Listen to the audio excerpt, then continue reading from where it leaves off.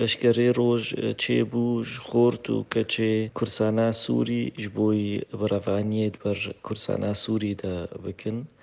کەسێ وەکە ئەلدار خەلیل بوونە سەدەم و نگاری بوون دەرباسی کورسانە سووری ببن وش بۆی شەڕێکی براکوژی چێ نەبێ و ئەمزانن لە کورسانە عراقێ قەهرەمانی کە مەزن کردن لەشکرێ ڕۆژ شەڕێ دژی داعش و حیشد الشعبی.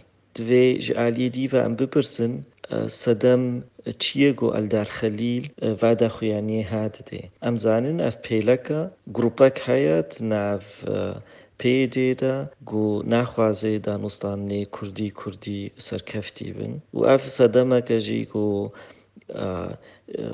pêleka hicûmî mektebê encûmena niştîmanî kirin, hicûmî mektebê partiyê di encûmena niştîmanî de kirin.